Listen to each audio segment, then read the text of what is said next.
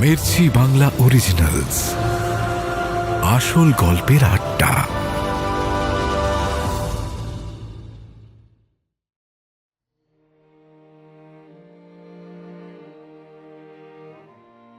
ভালোবাসা বিষয়টা কিন্তু বেশ অদ্ভুত। খুব সহজেই কত লোকের জন্য জীবন পাল্টে দেয়। কখনো সেই বদল হয় খারাপ অর্থে, আবার কখনো কখনো অতটা খারাপও নয়। আবার এই বদলের সাথে সাথেই কিভাবে যেন হঠাৎ করে সবাই বড় হয়ে যায়। হয়তো ভালোবাসার সঙ্গে সঙ্গেই একটু একটু করে ইচ্ছে হয় খেয়াল রাখতে। সেই মুহূর্তের খেয়াল কখন যেন অভ্যাসে পরিণত হয়ে যায়, আর পরিণত হয় কিশোর মনগুলো।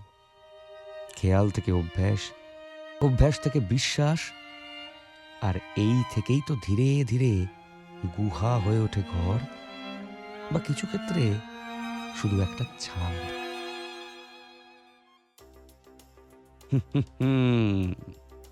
এই খেলা বেশ কঠিন। এই গল্পের প্রধান চরিত্র হলেন দুজন, আহির আর তিথি। দক্ষিণ কলকাতার একটা ছোট্ট ফ্ল্যাটে ওরা থাকে। বেশ কিছু মাস হয়ে গেছে ওদের বিয়ের। বিয়ের পরে বেড়াতে যাবো যাবো করে এখনো গিয়ে উঠতে পারেনি। কাজের এত চাপ, দুজনেই সাংবাদিক, সারা দিন শহরময় ছুটে বেড়ায় ওরা। এই করে নিজেদের জন্য সময় বের করতে পারে না। আর ঘুরতে যাওয়া তো দূরস্থান। অবশ্য তাতে এখনো খুব একটা আক্ষেপ নেই, কারণ 4.5 বছরের প্রেমের পর নতুন সংসার নিয়ে ভালোই আছে আহির আর তিথি। দুজনের কেউই বাড়ির কোনো কাজই কোনোদিন শেখেনি। অগত্যা বেশ ভালোই স্ট্রাগল চলেছে প্রথম কিছু মাস। ওই যে সিনেমায় দেখানো হয় না, যে দুজন মিলে রান্নাঘরে রান্না করছে স্লো মোশনে, পেছনে মধুর কণ্ঠে গান গাইছে কেউ, ছেলেটা এসে একটু আটা লাগিয়ে দিচ্ছে মেয়েটার নাকে। হ্যাঁ, একদম ওই রকম করেছে দুজনে মিলে। রান্না বান্না বিশেষ কিছু করে উঠতে পারেনি, বাড়িঘর নোংরা করাই সার। বেশ কিউট না ব্যাপারটা? হানিমুন হয়নি তো কি, হানিমুন পিরিয়ড একদম পুরো দস্তুর চলছে দুজনেরই। কালীঘাটে নেমে আবার একটা অটো ধরে ট্রায়াঙ্গুলার পার্ক অব্দি আসে। অটো থেকে নেমেই আবার হনহনিয়ে হাঁটে বাড়ির দিকে। মাঝে মাঝেই যাওয়ার পথে সামনের মিষ্টির দোকান থেকে আহিরের জন্য কিছু না কিছু রসের মিষ্টি নিয়ে যায়। রসের মিষ্টি খুব ভালোবাসে আহির। এমনিতেই এখন মুখটা বেশ কিছুদিন ধরে বিস্বাদ হয়ে রয়েছে। খাওয়ার সময় নানা বায়নাক্কা লেগেই থাকে আহিরের। সেই সব কথা ভাবতে ভাবতে হেসে ফেলল তিথি। আজ আবার মিষ্টি কিনতে এসেছে এখানে। আহির বিকেলের দিকে একবার ফোন করে বলেছিল যে জ্বরটা নাকি একটু ছেড়েছে। যাক, এতদিনে অন্তত একটু ভালোভাবে ঘুমোতে পারবে ছেলেটা। এই কদিন তো জ্বরের পাল্লায় পড়ে ঠিকমতো ঘুমোতেই পারেনি। রোজ রাতে জ্বর আসতো, আর আহিরের মাথার কাছে তিথি বসে থাকতো চুপ করে। শরীর খারাপ হলে আহির একদম বাচ্চার মতো করতে থাকে। এতদিন প্রেম করার পর এই কথাটা তিথির অজানা নয় ঠিকই, কিন্তু বিয়ের পর যেন আহির আরো অনেক বেশি ওর কাছের হয়ে গেছে। তিথির কোলে মাথা রেখে চুপ করে শুয়ে থাকে অনেকক্ষণ। আদুরে গলায় তিথিকে বলে, মাথা একটু হাত বুলিয়ে দে না। এই চলতে থাকে দুজনের। তিথির কোলে মুখ গুঁজে থাকে আহির। আহির এক সময় ঘুমিয়ে পড়লে তিথি ভীষণ সাবধানে আহিরের মাথাটা বালিশে রাখে, তারপর পাশে শুয়ে পড়ে। তো তিথি মিষ্টি কিনে বাড়ি ঢুকতেই সঙ্গে সঙ্গে ভেতরের ঘর থেকে আওয়াজ এলো, আজকেও এত দেরি? কিছুই দেরি হয়নি, কিন্তু যথেষ্ট তাড়াতাড়ি এসেছে তিথি। কিন্তু ওই যে শরীর খারাপ হলে আহিরকেই 24 ঘন্টা পাত্তা দিতে হবে। এই জন্যেই ছোটবেলা থেকে বেশি মায়ের নেওয়াটা হতে নেই। তিথি অবশ্য শান্ত গলায় বলল, এই তো এসেই তো গেছি, আর কত আগে আসবো বলতো? ভেতরের ঘরে ঢুকে দেখে আহির বিছানায় উঠে বসেছে, পাশে একটা বই রাখা। একটু ঠিক হওয়ার সঙ্গে সঙ্গে শুরু করে দিয়েছিস? কদিন চোখটাকে রেস্ট দিতে কি যায়, বলে ওঠে তিথি। আহির বলে, আরে এই খানিকক্ষণ হলো নিয়েছি, সারাদিন তো কিছুই করার থাকে না, তাই একটু ভাবলাম ধূসর পাণ্ডুলিপিটা পড়ি। তো সেই এক জীবনানন্দ আর ভাস্কর, একটু অন্য কিছুও পড় মাঝে মধ্যে, বলে তিথি। বলতে বলতে ঘর থেকে বেরিয়ে রান্নাঘরে যায়। হঠাৎ আহিরের গলা শোনা গেল ভেতরের ঘর থেকে, এই তিথি! না, শটান বলল তিথি। আরে কি না, শুনলেই তো না। এখন খাওয়ার সময়, এখন কফি করে দিতে পারবো না। ব্যাস, আবার সেই আদুরে গলা বেরিয়ে এলো, আরে মাথাটা একটু ধরেছে হালকা, করে দে না একটু প্লিজ প্লিজ। দেখছি। আহিরের এই আদুরেপনায় একদিন গলেছিল তিথি। সেই থেকে আজ অবধি ওই স্ট্র্যাটেজিতেই খেলে যাচ্ছে ছেলেটা। রাতে খাওয়ার সময় আহির বলল, অফিসের কি খবর? তিথি একটু অভিমান মাখানো গলায় বলল, বাবা, তোর মধ্যে এইসব সেন্সও আছে? বাজে বকিস না, বল। গম্ভীর মুখে বলল আহির। কি আবার, কাজের চাপটা বেশ বাড়ছে, মাঝে দুজন ছেড়ে বেরিয়ে গেল, তাই একটু বেশিই কাজ করতে হচ্ছে এখন। একটু ক্লান্ত লাগলো তিথিকে। আহির বলল, ঠিক আছে, সেরকম হলে আমার শরীরটা তো এখন বেটার, তাড়াহুড়ো করে আসার দরকার নেই। আর বলে হঠাৎ থেমে গিয়ে চোখ বড় বড় করে মাথায় একটা হাত দিল আহির। তারপর প্রায় ছুটে রান্না করে গেল। তিথি একটু অবাক হয়ে বলে উঠল, আরে কি হলো? আরে দেখে দেখে আসতে যা, শরীরটা ঠিক হয়নি এখনো। ওভেন খোলার আওয়াজ পেল তিথি। তারপর কিছুক্ষণ সব চুপ, কোনো সাড়া শব্দ নেই দেখে একটু ঘাবড়েই গেল তিথি। বেশ কয়েকবার ডাকা সত্ত্বেও কোনো উত্তর এলো না। তারপর নিজেই টেবিল ছেড়ে উঠে রান্নাঘরে গিয়ে দেখে ওভেনের সামনে মুখটা বাংলার 5-এর মতন করে দাঁড়িয়ে আছে আহির। এবার ধীরে ধীরে একটা পোড়া গন্ধ নাকে এলো তিথির। একটু এগিয়ে গিয়ে দেখে একটা ব্রাউন রঙের বস্তু, যেটা হয়তো কোনো এককালে কেক হতে চেয়েছিল, সেটার দিকে তাকিয়ে আছে আহির। এটা এটা কি করেছিস? কোনো রকমে হাসি চেপে বলল তিথি। হাসবি না, আহত গলায় বলল আহির। না না, হাসবো কেন? আরে কি করেছিস সেটা একটু বল, বলল তিথি। ভেবেছিলাম শরীরটা ভালো হয়েছে একটু, নেট দেখে আর ওই কাকিমার সঙ্গে কথা বলে ভাবলাম কেক বানাই। কাকিমাকে ভিডিও কলে রেখেছিলাম, ভেবেছিলাম সারপ্রাইজ দেব, কিন্তু তারপর এরকম হয়ে গেল, বলল আহির। আরে, বলে পেছন থেকে আহিরকে জড়িয়ে ধরল তিথি। আহিরের কাঁধে মুখ গুঁজে কোনো রকমে হাসি চেপে বলল, কই দেখি কি অবস্থা। দুজনে কেক জাতীয় জিনিসটা বের করে দেখে যে সেটা বিস্কিট হয়ে গেছে।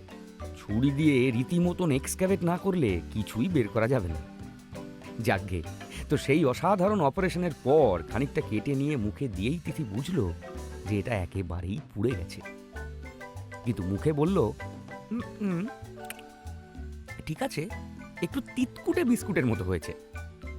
আহির সঙ্গে সঙ্গে বলল, জানি, ফেলেই দি। তিথি এবার জোর গলায় বলে উঠল, একদম না, দাঁড়া।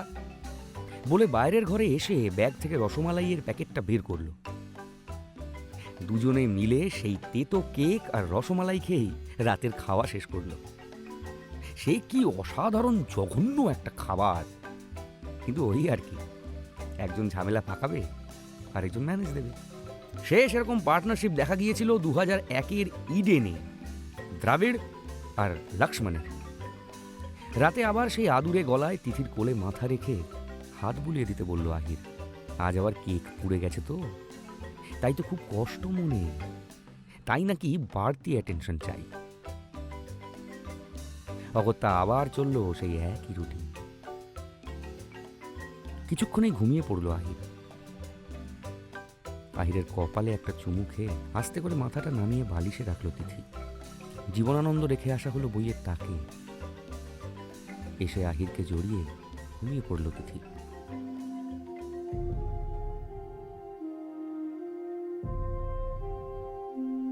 পরের দিন সকালে তিথির ঘুম ভাঙল ফোনের আওয়াজে। আহিরের ঘুম ভেঙে যাবে বলে তাড়াতাড়ি ধরতেই ওপার থেকে অরুণিমা ম্যাম বলে উঠলেন, তুমি কি আজ আসবে না? তিথি বলে উঠল, হ্যাঁ ম্যাম, আসছি, ভেরি ভেরি সরি, একটু লেট হয়ে গেছে। ওকে, এসো, ক্লিনিকেই আছি, বললেন অরুণিমা ম্যাম। কিছুক্ষণের মধ্যেই তৈরি হয়ে বেরিয়ে গেল তিথি।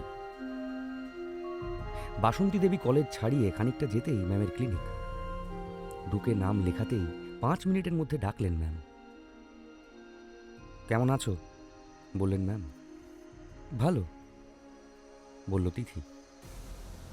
আহির কেমন আছে? বললেন ম্যাম।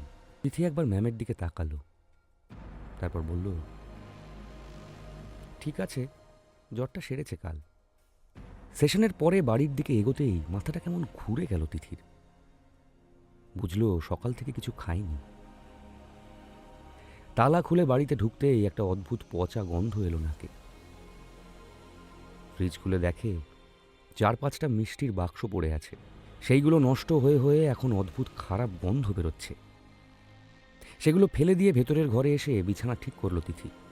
চাদরটা টান টান করে পেতে তারপর স্নান করতে গেল। অনেকক্ষণ ধরে গরম জলটাকে নিজের গায়ে পড়তে দিল। চোখ বন্ধ করতেই চোখের সামনে ভেসে উঠল কত কিছু।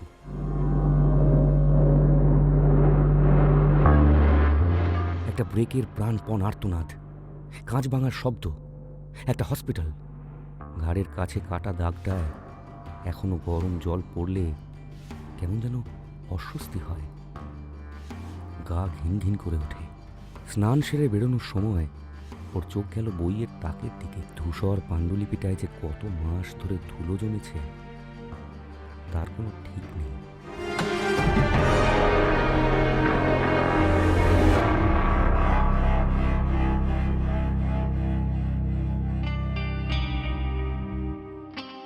লকডাউনের শহরে তখন ভীষণ নিস্তব্ধতা, আর সেই নিস্তব্ধতার মধ্যে কোলাহল প্রচণ্ড। মাস্ক আর ফেস শিল্ডের ভিড়ে চেনা মুখ হারিয়ে ফেলছে সব্বাই। রোজ ঘুম থেকে উঠে একই আতঙ্ক কাজ করছে। আজ কাকে হারাতে হবে, কাকে শেষবারের মতো দেখতে পারবো না। সুবর্ণ সারা রাত ঘুমোতে পারেনি। ভোর রাতে হসপিটাল থেকে বাড়ি ফিরেছে, তারপর সারাটা রাত এপাশ ওপাশ করে যাওয়া ছাড়া আর কোনো অপশন ছিল না ওর কাছে। কিছুতেই ঘুম আসছে না। চোখ বন্ধ করলেই ভেসে আসছে অর্ণবের ওই বডিটা। মাথা ফেটে গেছে, অসাড় হয়ে পড়ে আছে হসপিটালের বাইরে। বন্ধুরা কজন মিলে ছুটে বেড়াচ্ছে এদিক ওদিক। একটা বেড, দাদা দাদা একটা বেড খালি। অ্যাক্সিডেন্ট হয়েছে, বন্ধুরা বাঁচবে না দাদা, প্লিজ প্লিজ প্লিজ একটু দেখুন। মাথায় ভীষণ বাজে চোট পেয়েছে অর্ণব। পেছন থেকে বোলেরো এসে ধাক্কা মেরেছে বাইকে। হেলমেটটা সেই ধাক্কায় খুলে গেছে। তারপর আর ভাবতে চায় না সুবর্ণ। অর্ণবকে ওখান থেকে নিয়ে আসা হয় নিউরোলজিতে। সেইখানেও ভর্তি করানো যায় না তাকে। একে কোভিডের সময়, তার উপর অ্যাক্সিডেন্টের কেস। কিছুতেই কেউ কোনো রকমভাবে সাহায্য করতে পারছিল না। খোঁজ খবর করে সেইখান থেকেও নিয়ে যাওয়া হয় আরেক হসপিটালে। শেষমেশ সেখানে গিয়ে বেড পাওয়া যায়। কোনো রকমে বন্ধুকে ভর্তি করে এবার শুরু হয় অপেক্ষা। সুকৃতি কেঁদে ফেলেছে সবার সামনে। অর্ণব আর সুকৃতি প্রেম করে বেশ কিছুদিন হয়ে গেছে।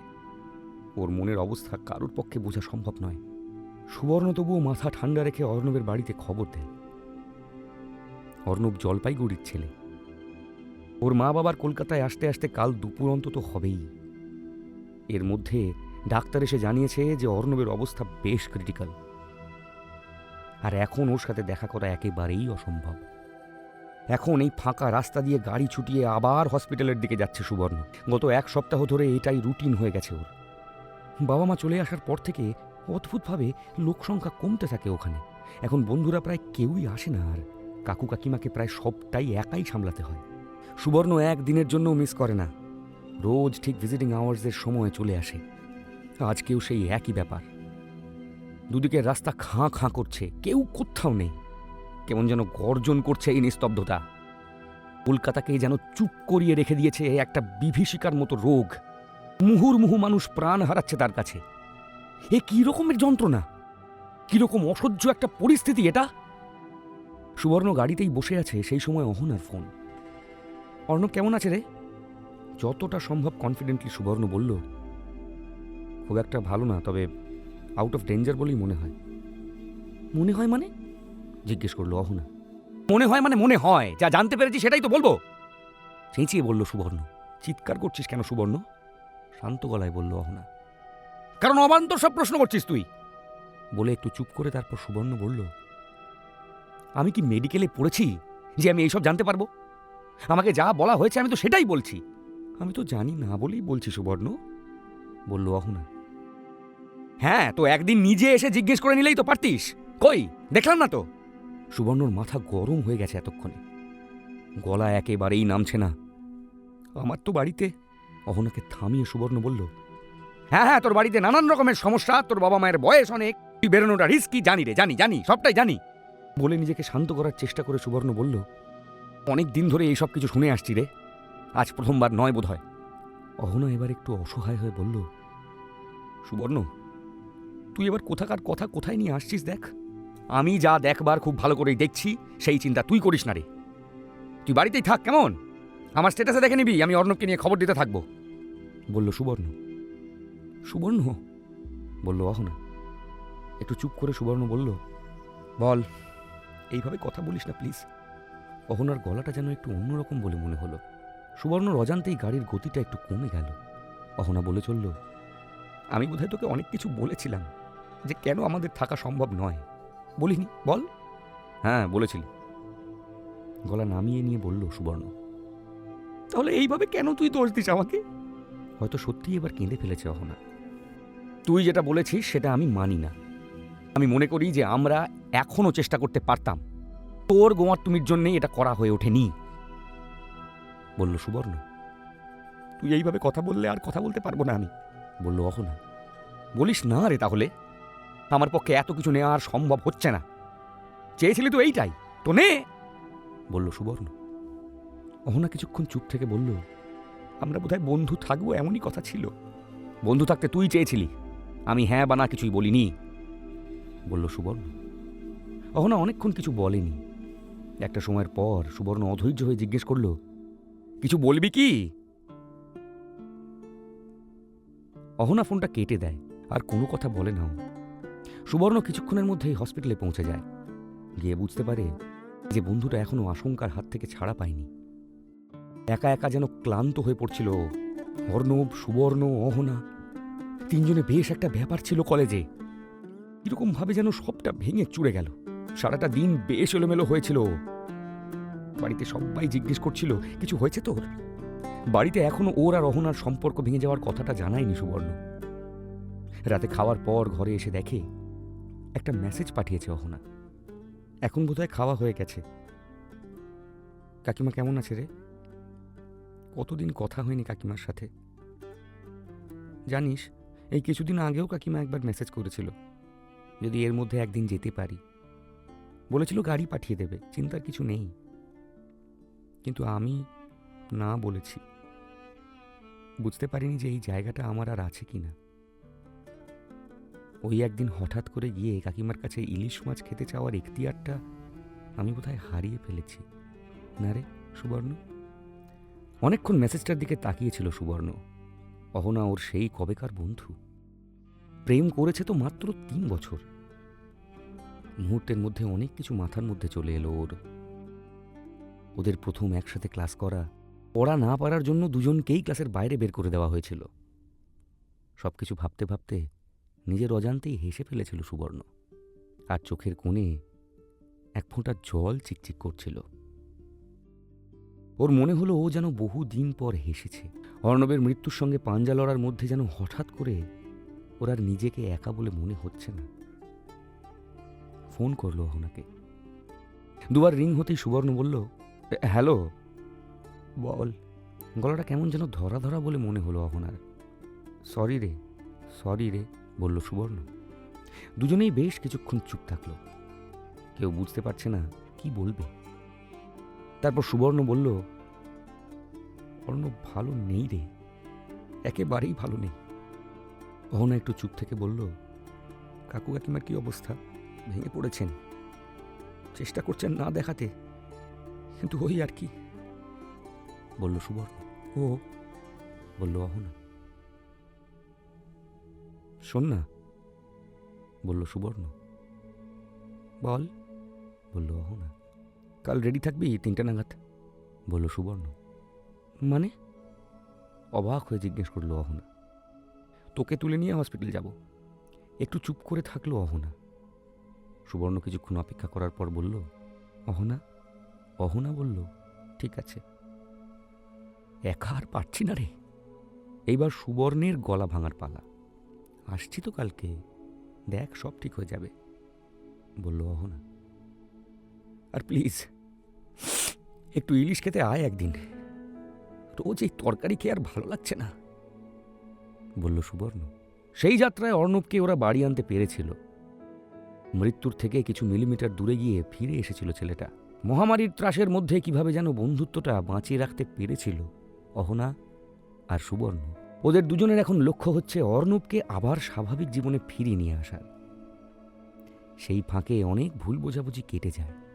ওরা হয়তো প্রেম আর করবে না, কিন্তু দুজনেই জানে অন্যজন না থাকলে সামনেটা বেশ অন্ধকার।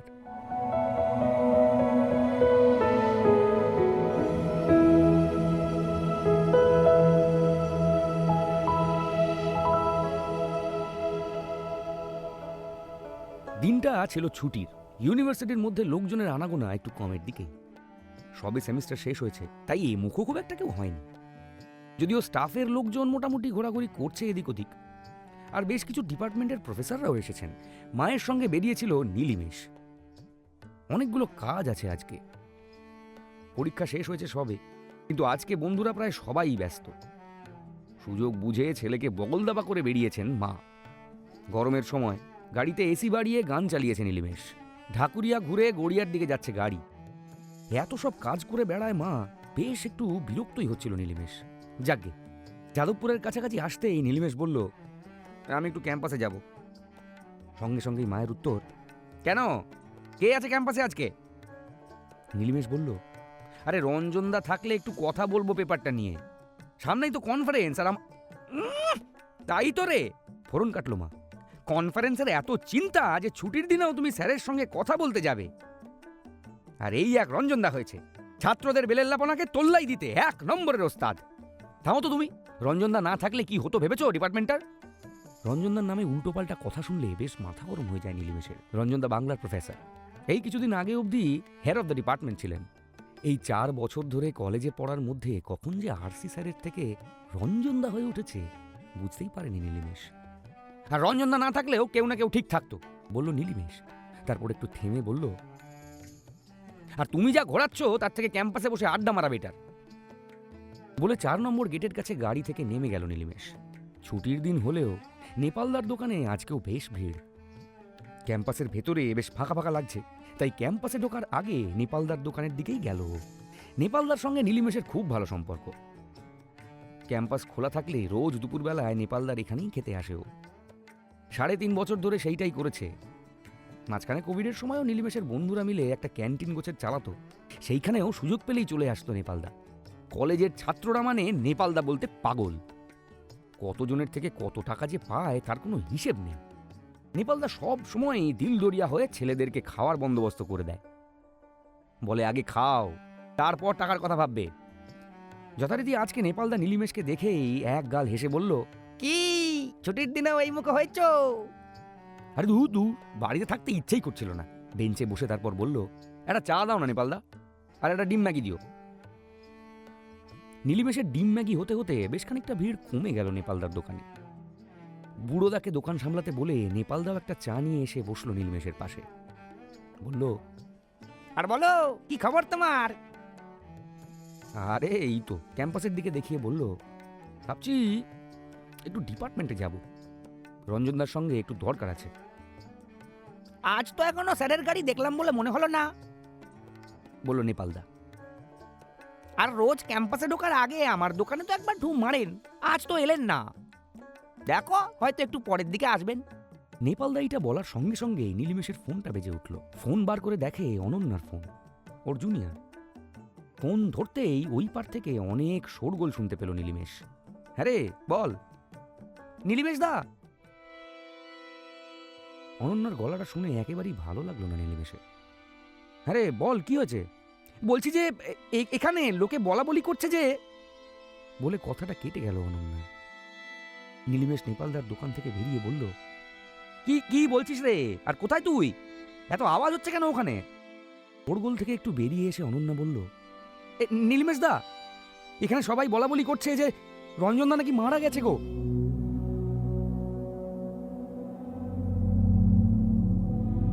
পায়ের তলার মাটি যেন কেঁপে উঠল নীলিমেশের। নিজের গলাকে আর শান্ত রাখতে পারল না ও।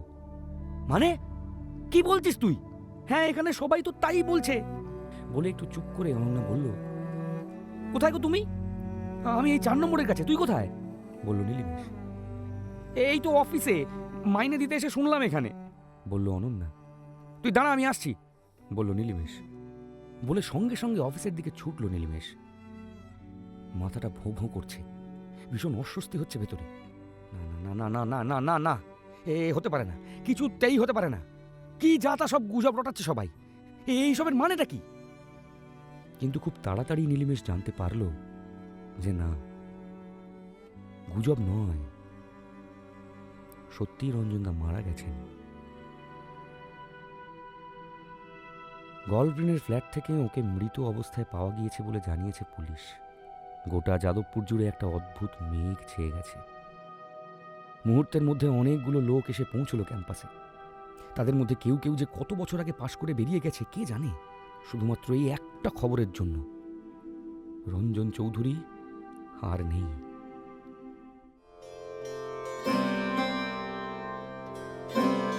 সবাই যেন এই আশা নিয়েই আসছে যে ক্যাম্পাসে ঢুকে হয়তো জানতে পারবে যে না, এটা ভুয়ো খবর। রঞ্জনদা আছে, আছে, ওই তো ঘর থেকে বেরোবে। দোতলায় উঠে বাঁদিকের 3 নম্বর ঘর, দরজার উপরে নাম লেখা রঞ্জন চৌধুরী। নীলিমেশ যেন বিধ্বস্ত হয়ে ঘুরে বেড়াচ্ছে ক্যাম্পাসে একা। মাকে ফোন করে খবরটা দিতেই মা ওপাশে কেঁদে ফেলেছে। একটু আগে যেই লোকটার ব্যাপারে ওরকম বলছিল, সেও এই খবর শুনে ভেঙে পড়েছে হয়তো। পরের দিন সকালবেলা রঞ্জনদাকে নিয়ে আসা হয় ক্যাম্পাসে। সেই দিন যেন অর্ধেক কলকাতা চলে এসেছে যাদবপুরের পার্কিং লটে। রঞ্জনদাকে ঘিরে সবাই মিলে একসাথে তোমারও অসীমে প্রাণ মনোলয়ে যত দূরেই আমি ধাই এই গান ধরেছে। ভিড়ের থেকে একটু আলাদা হয়ে একটা গাছতলায় চুপ করে দাঁড়িয়ে আছে নীলিমেশ। রঞ্জনদার সাথে এই 2 দিন আগেও কথা হয়েছিল ওর। এখন নীলিমেশের মনে হচ্ছে কোনোভাবে যদি ওই সমস্ত মুহূর্তগুলোয় ফিরে যেতে পারতাম, কোনোভাবে যদি জিজ্ঞেস করতে পারতাম আরো কয়েকশোটা প্রশ্ন, যদি আরো একটু, আরো একটু। নীলিমেশকে বন্ধুরা ডাকছে। অভিক এসে জড়িয়ে ধরল, নিহারিকা এসে জড়িয়ে ধরল। সবাই জানে নীলিমেশের সঙ্গে কিরকম সম্পর্ক ছিল রঞ্জনদার। কিন্তু খালি নীলিমেশ একা নয়, গোটা ক্যাম্পাসের ওপর যেন একটা আশ্রয়ের হাত ছিল রঞ্জনদার। যে কোনো সমস্যায়, যে কোনো দরকারে ছাত্রদের সঙ্গে এক কথায় দাঁড়িয়ে থাকতেন রঞ্জনদা। কখনো কোনো স্টুডেন্টকে খালি হাতে ফিরিয়ে দেননি, বরং সবাইকে আরো বেশি করে উদ্বুদ্ধ করেছেন সব সময় আরো ভালো, আরো ভালো করার জন্যে। এখন সেই লোকটা নিমেষের মধ্যে চলে গেল সবার সামনে থেকে। নীলিমেশের মনে হচ্ছে যাদবপুর যেন কোথাও গিয়ে একটা অভিভাবককে হারিয়ে ফেলল। কিছুক্ষণের মধ্যেই আকাশ কালো করে বৃষ্টি নামল। সে কি বৃষ্টি! ভবিতব্য বলে কিছুতে বিশ্বাস করে না নীলিমেশ। কিন্তু রঞ্জনদার ঘরের সামনে যখন বৃষ্টির ফোঁটাগুলো পড়ছিল, সত্যি ওর নিজের বিশ্বাসকে প্রশ্ন করতে ইচ্ছে করছিল। রঞ্জনদাকে নিয়ে যখন গাড়ি এগিয়ে গেল, অনেক দূর অবধি ভিজতে ভিজতে গিয়েছিল নীলিমেশ। তারপর এসে চুপ করে বসে আছে এইখানে, করিডোরের শেষ প্রান্তে। এখান থেকে ক্যাম্পাসের অনেকটা দেখা যায়। এই তো কিছুদিন পর থেকেই আবার সবকিছু স্বাভাবিক হয়ে যাবে। এই শূন্যতা অভ্যাস হয়ে যেতে যেতে আবার কিভাবে যেন মিলিয়ে যাবে। ভীষণ ব্যস্ত হয়ে যাবে সবাই। কিন্তু এই মুহূর্তে সেই সব কিছু ভাবতে চাইছে না ছেলেটা। চুপ করে বসে আছে মাটিতে। বৃষ্টিতে ভিজে খানিক ঠান্ডাও লেগে গেছে ওর। এক্সকিউজ মি, তুমি ঠিক আছো? নীলিমেশ ঘুরে দেখলো একটা মেয়ে। সেও ওই কোনায় এসে বসেছিল। এতক্ষণ বেঞ্চের আড়ালে থাকায় দেখতে পাইনি। হ্যাঁ বলে সোজা হয়ে বসলো নীলিমেশ। তোমাকে তো ঠিক চিনতে পারলাম না। নীলিমেশ দেখলো যে মেয়েটার চোখ দুটো ফুলে গেছে, হয়তো কাঁদছিল এখানে বসে। তুমি ঠিক আছো? জিজ্ঞেস করলো নীলিমেশ। আমাকে চেনার কথাও না, আমি এই ক্যাম্পাসের নই। রঞ্জন স্যারের লেখা পড়ে ওর সঙ্গে আলাপ করেছিলাম বেশ কিছু মাস আগে। ওর লেখা পড়ে আবার পড়াশোনা নিয়ে এগোনোর একটা তাগিদ পেয়েছিলাম আমি। বলতে বলতে একটা স্মিত হাসি খেলে গেল মেয়েটার মুখে। একটু চুপ করে থেকে বলল, আজ যে এত লোক এসেছে, এত দূর অবধি গেল তারা ওর সঙ্গে। This shows what a great man he was. মাথা নেড়ে বলল নীলিমেশ। তারপর বলল, this campus will never be the same again. Ranjan স্যারের স্টুডেন্টের মুখে এমন কথা? রঞ্জন স্যার তো এমন লোক ছিলেন না, বলল মেয়েটি। এবার একটু হেসে ফেলল নীলিমেশ। মেয়েটি এক দৃষ্টে ওর দিকে তাকিয়ে আছে। কি যে দেখছে নীলিমেশ জানে না। না, রঞ্জনদা এরকম ছিলেন না। হি ওয়াজ এ ব্রিলিয়েন্ট ম্যান, চোখ নামিয়ে রঞ্জনদার ঘরের দিকে তাকালো। আসলে রঞ্জনদাকে দেখে কখনো মনে হয়নি যে এই লোকটা এইভাবে যেতে পারে। হয়তো স্বার্থপর শোনাতে পারে, কিন্তু এইটা আমি কখনোই মেনে নিতে পারবো না। I had so much to talk to him, বলল নীলিমেশ। বুঝতে পারছি, মৃত্যু জিনিসটাই এমন, বোঝার আগেই কেমন যেন সবটা শেষ করে দিয়ে চলে যায়।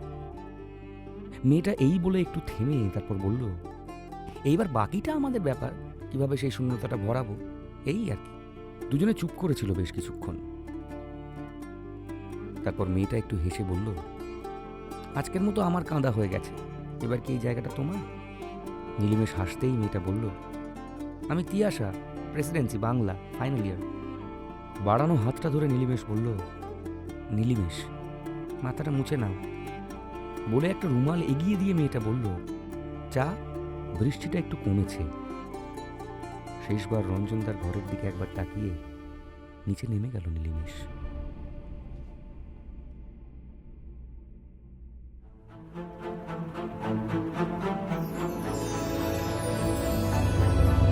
মির্চি বাংলা অরিজিনালস, আসল গল্পের আড্ডা।